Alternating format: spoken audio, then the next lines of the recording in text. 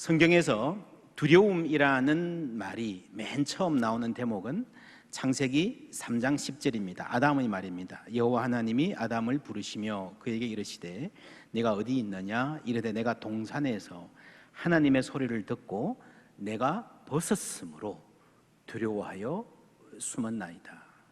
이 두려움의 원인은 죄인데 벗었다라고 하는 이 부끄러움, 그 두려움이 함께 갑니다. 창세기 처음에 나오는 이런 두려움은요, 지금까지 인간의 삶에 계속 남아 있습니다.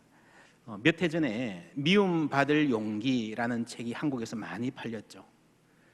아들러 심리학을 바탕으로 일본 사람이 쓴 책인데 일본에서 굉장히 영향을 많이 끼쳤고요, 한국에서도 폭발적인 인기를 얻었습니다.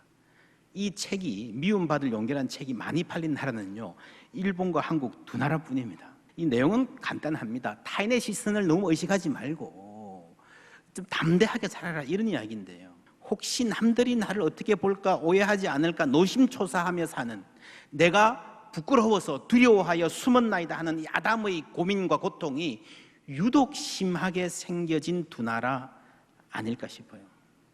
그 중국 사람들은요, 한편으로는 대범해 보이고 또 어쩌면 아주 무례하게 보이는 경우도 있습니다.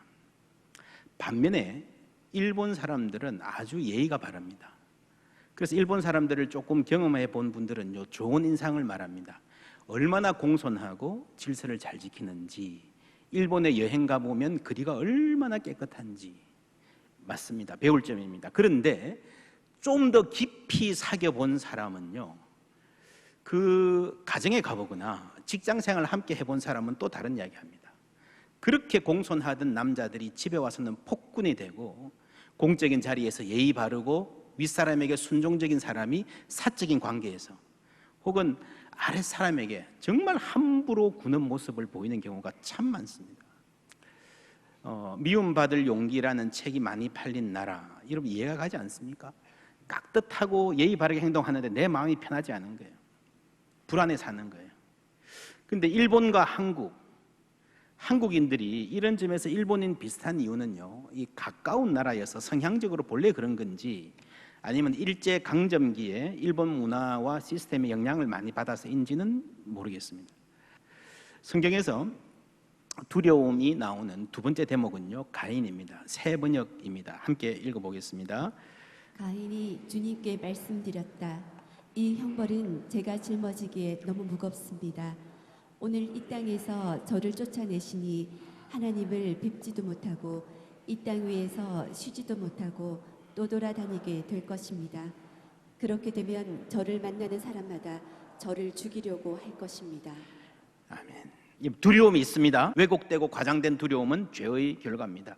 여러분, 인간이 죄를 범해서 두려움의 노예가 되어 살게 되었다면 그 죄와 사망으로부터 해방인 그리스도의 구원은 우리를 두려움에서 해방하는 것도 포함하지 않을까요? 그렇죠? 맞습니다. 예수님 말씀하셨습니다. 몸은 죽여도 영혼은 능히 죽이지 못하는 자들을 두려워하지 말고 오직 몸과 영혼을 능히 지옥에 멸하실 수 있는 이를 두려워하라. 그냥 두려워하지 말라가 아니라고요, 무엇을, 누구를 두려워할 것인가를 말씀하고 계십니다.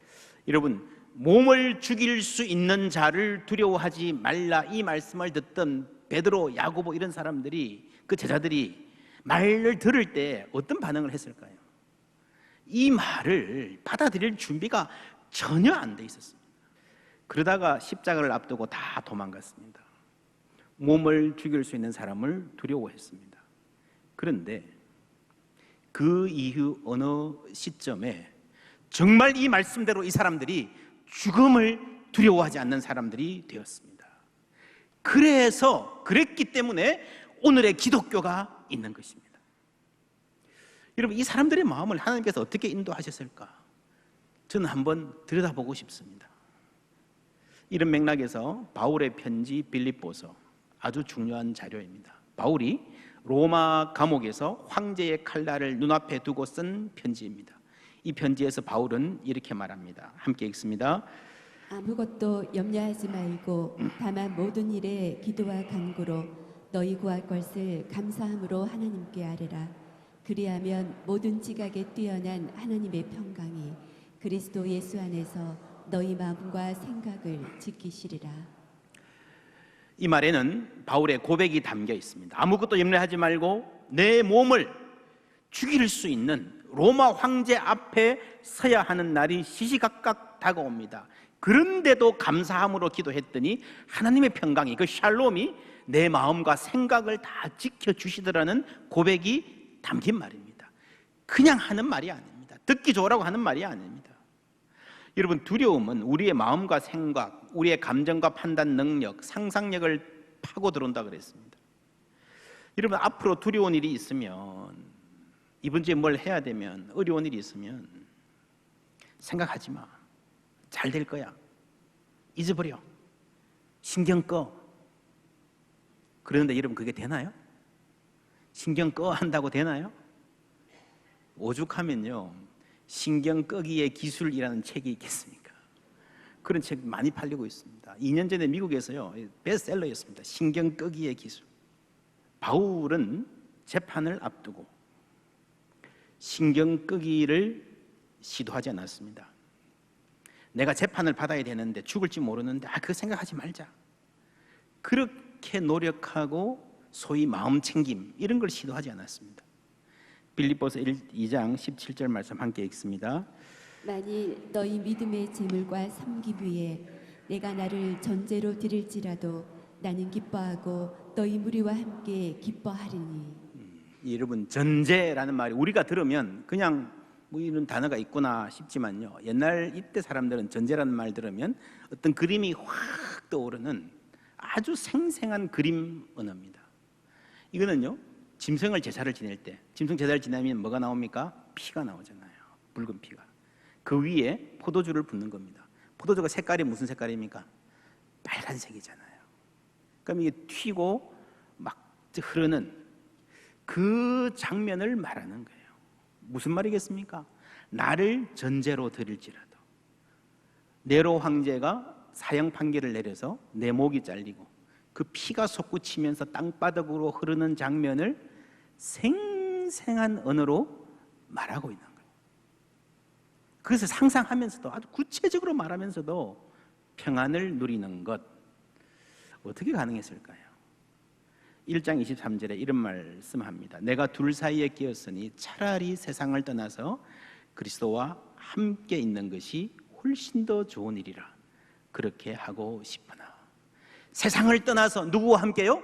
그리스도와 함께. 내가 이 생을 마치면 그 순간에 바로 그리스도와 함께, 그리스도의 품에 안겨서 눈을 뜰 것을 확신하고 있었습니다. 이 확신이 있었기 때문에 바울은 평안할 수 있었던 거예요.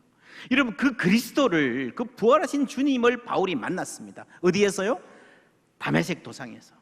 본래 바울이 사울이란 이름으로 시뻘건 눈을 하고 칼을 들고 다닐 때는요, 그 마음속에 한 영웅이 있었습니다. 그게 엘리야입니다. 엘리야. 여호와를 위한 열심히 유별했다 하던 엘리야, 칼로 바알과 아세라의 선지자들을 한꺼번에 처단하던 엘리야, 그 엘리야를 인생의 영웅으로 삼고 꿈으로 삼고요, 칼을 막 휘둘렀습니다. 그렇게 달려가던 청년 사울의 머릿속에는 땅에 엎드러진 엘리야, 이세벨의 한마디에 죽고 싶다고 했던 엘리야, 기세등등하다가 한번 고꾸라지니까 세상을 다 잃은 것처럼 두려움에 사로잡혔던 엘리야는 없었을 것입니다. 그러다가요, 이 사울은 엘리야보다 더 심하게 꼬꾸라집니다. 사울이 자기 확신에, 자기 열심에 전속력으로 달려가는데 하나님이 급 브레이크를 밟으신 거예요. 꼬꾸라졌습니다. 눈도 안 보입니다. 거기서 생각합니다. 지금까지 내가 알던 구약성경 전부를 다시 돌이켜봅니다. 그리고 한쪽으로는 자기의 인생을 돌아봅니다. 여러분, 인생을 돌아본 적이 있습니까? 말씀 묵상한 적이 있습니까? 함께 가는 게 은혜예요. 바울은 이 구약의 모든 말씀을 돌아보면서요, 내 인생을 말씀의 빛 앞에서 점검해보는 거예요. 그러면서 깨달은 것이 바울의 복음입니다. 바울이 후에 이런 말을 합니다. 내가 정언하노니 그들이 하나님께 뭐가 있으나? 열심히 있으나 올바른 지식을 따른 것이 아니니라. 뭘 모르고요?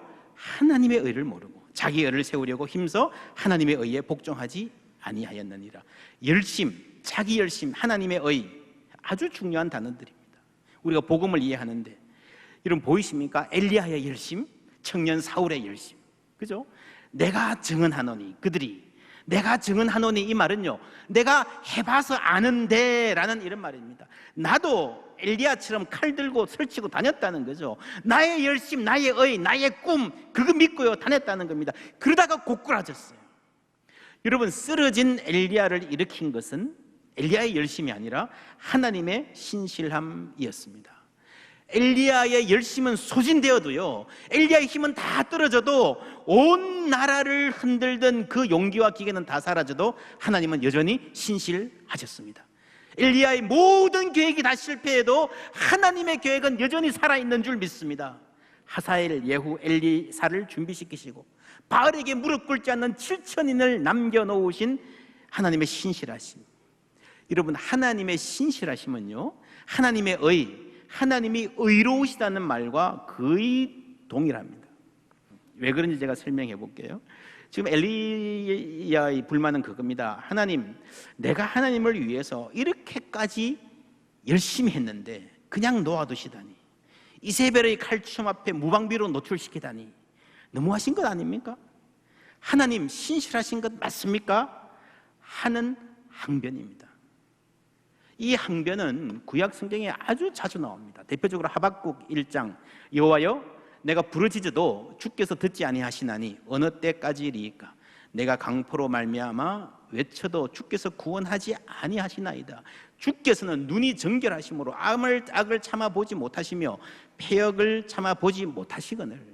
내가 아는 하나님은 이런 하나님인데 왜 이렇게 침묵하십니까? 하는 거예요. 어찌하여 거짓된 자들을 방관하시며 악인이 자기보다 의로운 사람을 삼키는데도 잠잠하시나이까?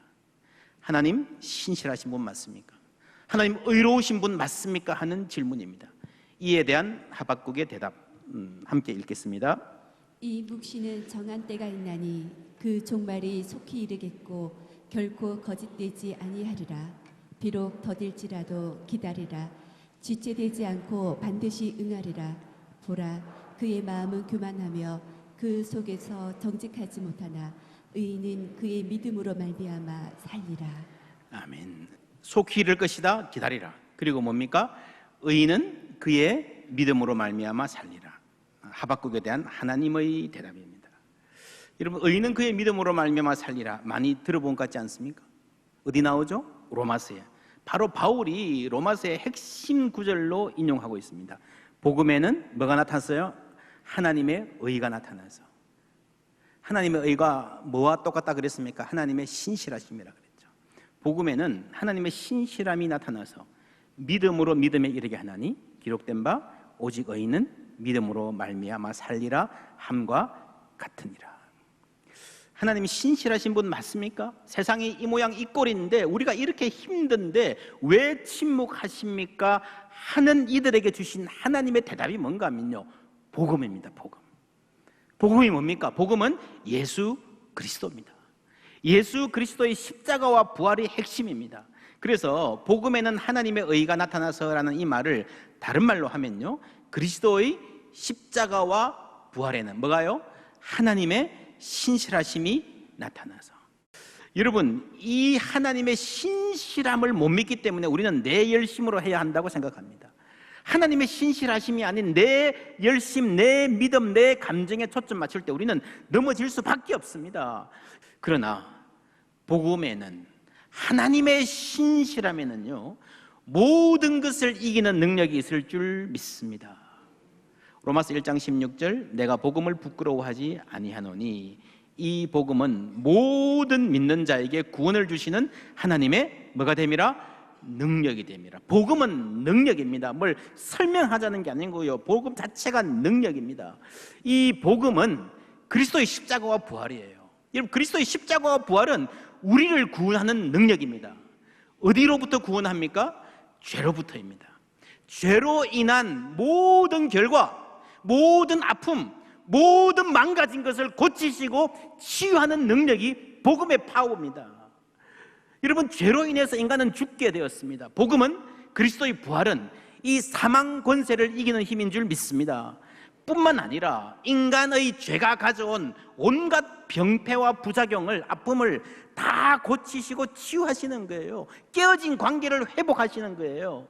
그리고 죄로 인해 들어온 왜곡된 두려움, 과장된 부끄러움, 여러분 아담의 그 두려움에는요, 하나님 앞에 서기 힘든, 사람 앞에 서기 힘든 수치심과 부끄러움이 있었습니다.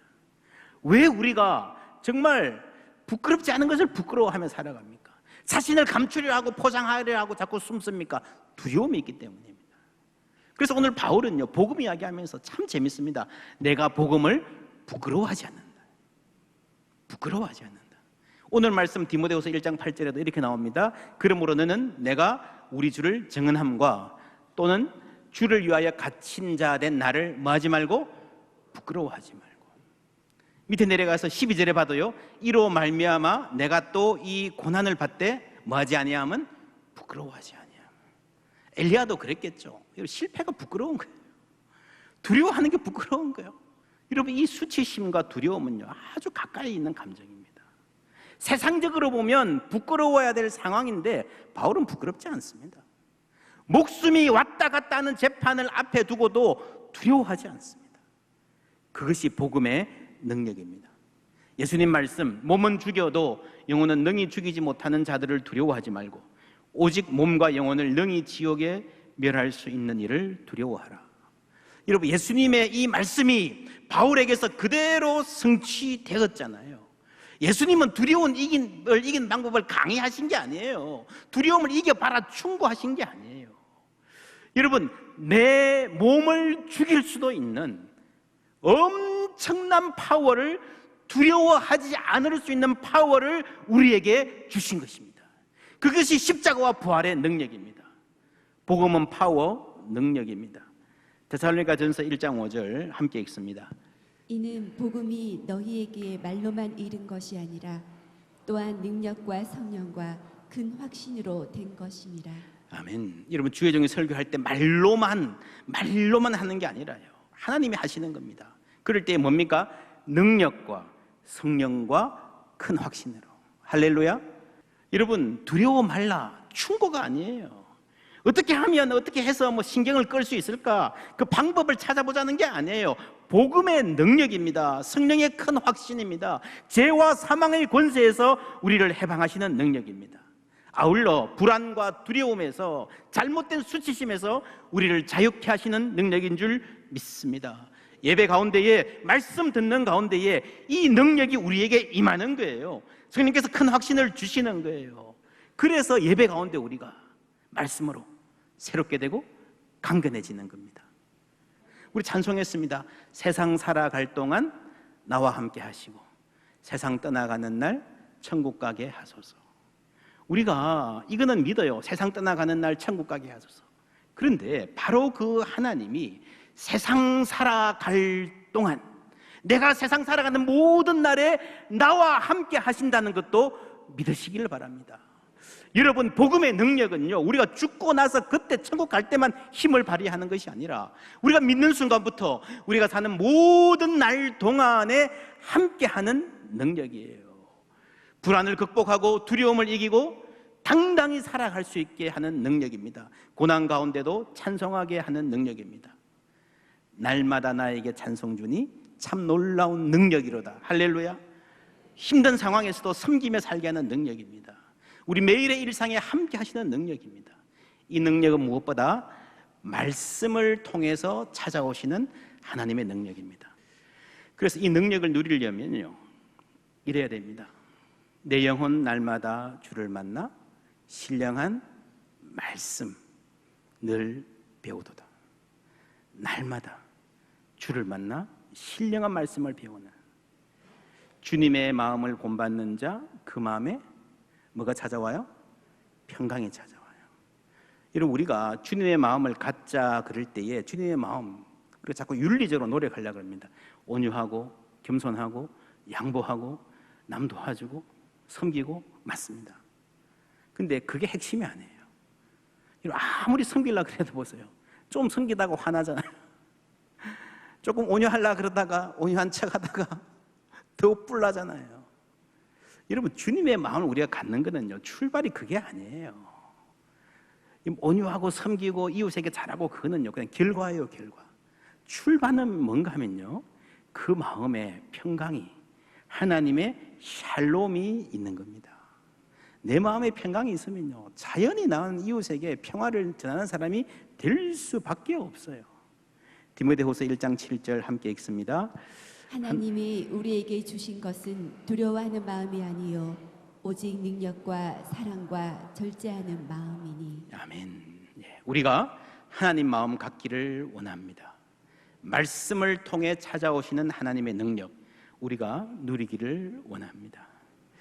2002년도에 제가 시카고 근교에 있는 한 서점에서 이 책을 발견했습니다. 그 책 제목이 목적이 이끄는 삶입니다. 그래서 아마 이 한국 교회들 중에서 이걸 가장 먼저 한 교회가 제가 섬기던 교회가 아닌가 싶어요. 함께 이 책으로 이렇게 집중해서 캠페인을 하는 동안에 정말 놀라운 은혜가 있었습니다. 저도 개인적으로 많은 은혜를 받았습니다. 이 책을 제가 보고 여러 면에서 놀랐는데 그 중에 하나가 첫 문장입니다. 이 책의 첫 문장, It's not about me. 이것은 나에 관한 것이 아니다. 인생은 나에 관한 것이 아니라는 거죠. 내가 어떻게 생각하고 내가 뭐가 되고 싶고 그게 내 인생이 아니라는 겁니다.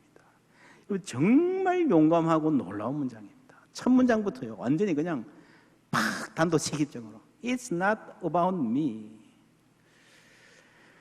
여러분, 나를 지으신 분이 하나님이신 걸 믿습니까? 그러면요, 우리 인생의 의미는 하나님께 물어야 됩니다. 여러분, 나를 위해서 하나님께서 아들을 십자가에 내어주실 정도로 나를 귀하게 여기시고 사랑하신 것 믿습니까? 그러면요, 내가 도대체 어떤 존재인지, 내가 왜 귀한지, 내 인생이 왜 소중한지, 내 인생의 의미가 무엇인지 하나님께 물어야 합니다. 내 인생의 의미, 나 자신을 아무리 들여다보아도요, 여러분, 세상의 충고를 따라서 내가 좋아하는 게 뭐고 하고 싶은 게 뭐고 아무리 따져보아도요 답이 안 나옵니다. 29,200, 이 숫자의 의미가 뭔지 아십니까? 오늘날 살아가는 사람들의 평균 수명을 날수로 계산하면 29,201이랍니다. 그 중에 40일, 0.136%에 해당하는 날입니다. 우리가 곧 40일 캠페인을 하려고 하는데 29,201을 의미 있게 살기 위해서 40일을 투자하는 것, 새벽기도도 할 텐데요, 29일입니다. 29일 새벽기도 투자하는 것 의미 있지 않겠습니까? 꿈 너머의 꿈, 내 꿈도 소중하지만 하나님의 꿈이 더 중요합니다. 이 두 꿈이 어떻게 만나는지 여러분 하나님께 물어보는 시간, 여쭙는 시간 되었으면 좋겠습니다. 목적이 이끄는 삶 책은 내려가시면서 예배 후에 구입하실 수 있습니다. 우리 이 책을 열심히 묵상하면서 가겠지만 좀 더해서 우리 실정에 맞게 수정해서 진행합니다. 그 제목이 꿈 너머의 꿈입니다. 내 인생 가장 의미 있게 사는 길은요, 내 꿈이 아닙니다. 하나님의 계획입니다. 그래서 꿈 너머의 꿈, 이번 행사는 교회 행사 이전에 내 인생에 진지하게 다가오시는 하나님의 사건으로 받아들이시기를 주님의 이름으로 축원합니다. 내 영혼 날마다 주를 만나 신령한 말씀 늘 배우도다. 평생 이렇게 살면 좋겠지만 40일이라도 작정하고 이렇게 살아보면요, 하나님이 점점 더 깊이 만나 주실 줄 믿습니다. 40일 동안 날마다 주님이 나를 깊이 만나 주신다면 내가 어떻게 바뀔지 여러분 기대하십시오.